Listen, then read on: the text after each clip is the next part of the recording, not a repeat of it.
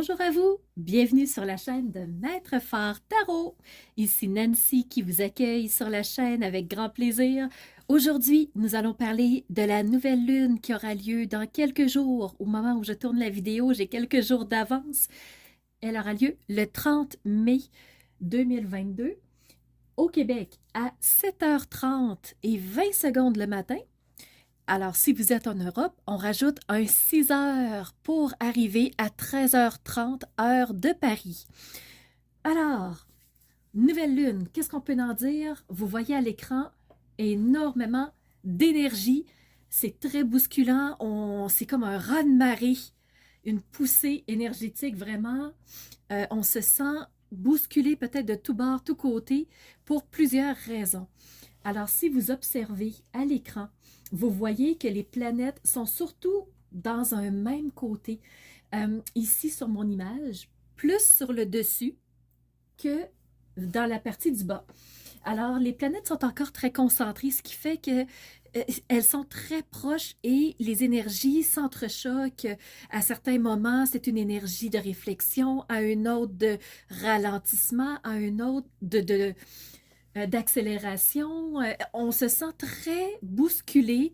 Alors, c'est désarmant, c'est déstabilisant.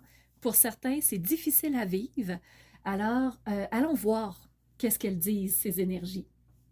On a toujours Saturne qui est en Verseau et en fin de Verseau. Alors, Saturne, c'est la planète de la sagesse qui nous invite à prendre le temps de réfléchir, bien poser les bases, ne pas faire n'importe quoi. Alors, c'est un peu comme le parent encadrant qui dit, attends, on va prendre le temps de réfléchir, de se poser, de voir vraiment le portrait dans son ensemble et il nous freine dans nos ardeurs, ce qui fait que, un peu comme le petit enfant impulsif, on se fait dire non, on se fait dire pas tout de suite, on se fait dire regarde mieux, prends le temps de réfléchir, serre-toi de ta tête. Donc, c'est plein de phrases que Saturne pourrait nous dire. Saturne en Verseau, ben, c'est un signe qui va essayer de créer des choses, mais dans un principe de grandeur, dans un principe vraiment de groupe. C'est pas vraiment un individualiste, le Verseau.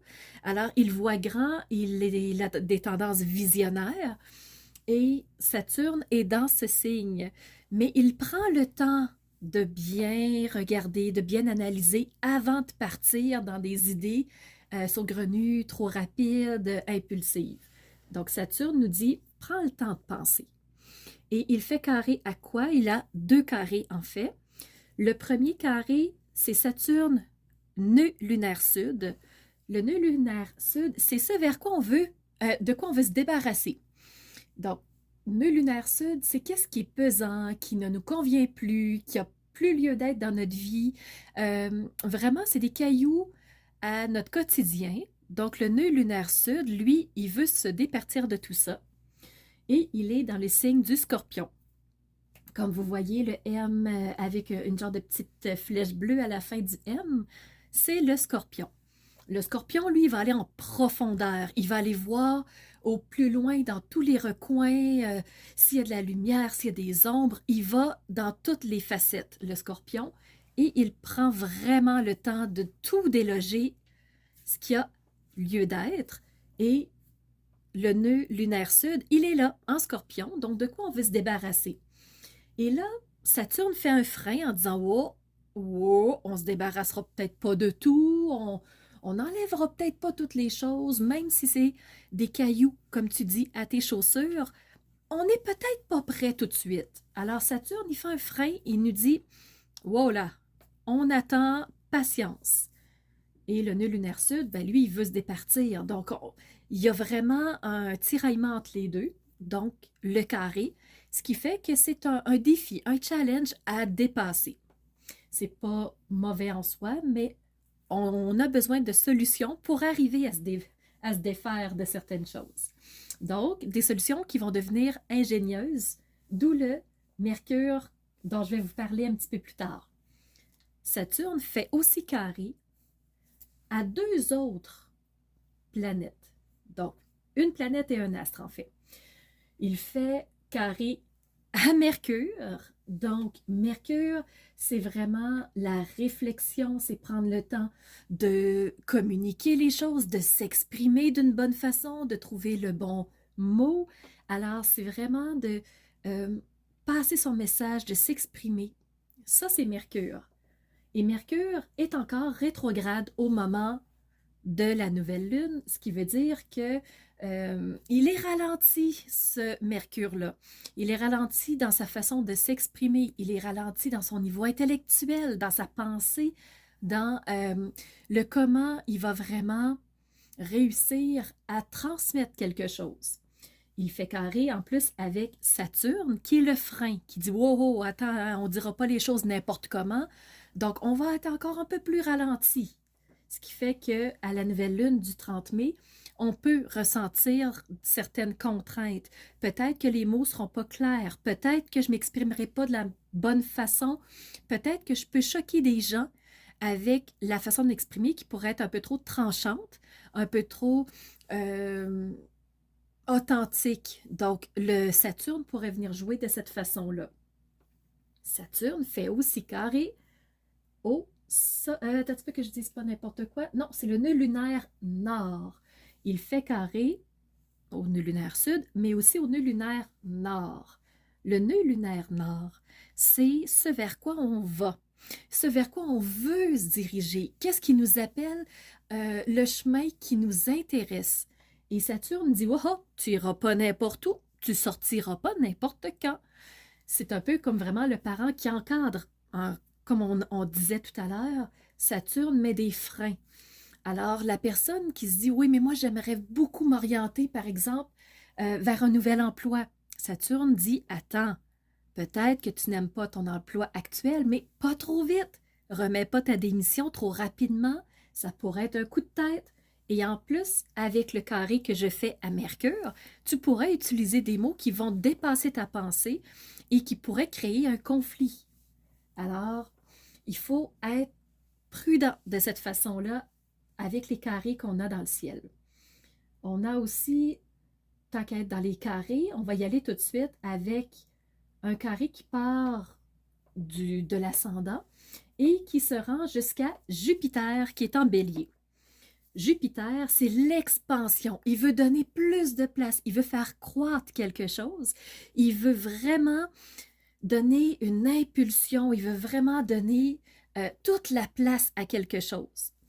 Jupiter est en bélier, ce qui veut dire que le bélier, c'est l'action. C'est vraiment cette impulsion. Quand je vous parlais en début de vidéo, de sentir une vague énergétique qui nous pousse, qui nous remue, c'est le bélier et vous allez comprendre très rapidement pourquoi. Alors Jupiter, ben, qu'est-ce qu'il veut faire croître en bélier? On va aller voir juste à côté. Il y a la planète Mars qui, la veille, le 29 mai, les deux étaient en conjonction. Alors, ils sont encore très, très, très proches l'un de l'autre. Mars est à 4 degrés et Jupiter à 3 degrés. C'est encore une conjonction. Ça veut dire que les deux sont assez proches pour s'inter-influencer. Ce qui veut dire que Mars, lui, en bélier, il est chez lui. Il est extrêmement puissant. Il est vraiment dans toute sa splendeur en action. C'est vraiment quand vous voyez des gens qui font vraiment des actions, des sportifs, des personnes qui vraiment mettent en lumière leur côté fonceur, c'est Mars. Et Jupiter fait grandir cette action-là. Donc, c'est vraiment une vague qui déferle, c'est vraiment un tsunami qui nous pousse à avance, vas-y, on y va, on crée quelque chose, on instaure quelque chose. Et Jupiter, dans le fond, et Mars font carré à l'ascendant, donc qui nous sommes au plus profond de nous. Alors, il faut faire attention à la façon qu'on va poser nos actions pour que ça soit en cohérence avec qui nous sommes. Parce que ça pourrait être des actions impulsives, ça pourrait être des actions de notre cerveau euh, reptilien pour se défendre. Ça pourrait être quelque chose qui pourrait être dans une forme de colère, une forme de contre-attaque de quelque chose. Donc, si on ne fait pas attention, à qui nous sommes et à vraiment être en cohérence avec nos valeurs et nos aspirations, on pourrait poser des actions qui dépassent vraiment notre volonté, qui dépassent la personne réelle que nous sommes, d'où le carré. Mars et Jupiter font aussi carré à la Lune noire. La Lune noire se trouve à être nos zones d'ombre, ce qu'on ne veut pas voir, ce qu'on refoule au plus profond de soi. Dans notre jardin secret, là, bien caché dans un coffre, bien barré, bien entendu, à double tour. Alors vraiment, la Lune noire, c'est notre partie jardin secret, mais des choses qu'on ne veut pas partager, qu'on ne veut pas voir, qui sont lourdes pour nous. Ça peut être des mémoires, des souvenirs, des traumatismes, ça peut être des événements qui ont été difficiles à vivre. Donc la Lune noire, c'est tout ça. C'est tout ce qu'on on se refuse à mettre en lumière, qu'on on ne veut pas que l'autre connaisse de nous. Et en ce moment, à la nouvelle lune, Mars et Jupiter sont en carré avec la lune noire. Donc, en plus d'être en carré avec l'être profond que nous sommes vraiment et non pas la personne que les autres voient de nous, et en plus en carré avec ce qu'on ne veut pas voir, ce qu'on ne veut pas que les autres voient de nous. Donc, voyez-vous les actions intrépides qui pourraient avoir lieu, impulsives, s'il y a une ambiance lourde à quelque part, une ambiance de conflit, une ambiance négative, ça pourrait mettre le feu aux poudres. Alors, vraiment, bémol là-dessus, portez attention, ça pourrait causer préjudice aussi. Mais on a des très belles énergies. On a Neptune qui est en très belle énergie avec le nœud lunaire sud. Donc, tantôt, je vous disais, le nœud lunaire sud, c'est ce qu'on veut se débarrasser de nous. Alors, Neptune va nous permettre de rêver vers quoi je voudrais aller, qu'est-ce que je voudrais créer, qu'est-ce que je voudrais toucher, vivre dans mon quotidien, et pas juste qu'est-ce que moi je voudrais. Parce que Neptune étant en poisson, ce que ça veut dire, c'est que Neptune va nous faire rêver en collectif. C'est quoi cette nouvelle terre que j'aimerais instaurer? Un nouveau monde dans lequel je voudrais vivre? Qu'est-ce qui serait sain pour moi? Qu'est-ce qui serait intéressant si je pouvais y toucher juste un peu du bout des doigts?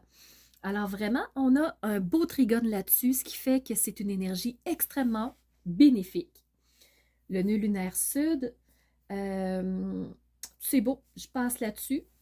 On a Pluton qui fait aussi un très beau trigone avec Mercure. Pluton, c'est celui qui dit, s'il y a de la destruction, je suis l'appel mécanique, je vais détruire ce qu'il y a à défaire pour que le terrain soit prêt pour une nouvelle construction, toute belle, toute neuve, toute moderne. Alors Pluton, c'est celui qui défait, c'est celui qui n'a pas peur de dire on prend les outils et on défait parce que ça ne nous convient plus. Et il est en très belle énergie avec Mercure. Alors Mercure, on le disait tantôt, c'est la communication, c'est qu'est-ce qu'on pense, nos réflexions et comment on les met en place par rapport à autrui, quels mots on utilise, comment on les utilise. Alors vraiment, très belle énergie entre les deux, ça communique bien. On est capable de dire ce qui ne nous convient plus, comment on voudrait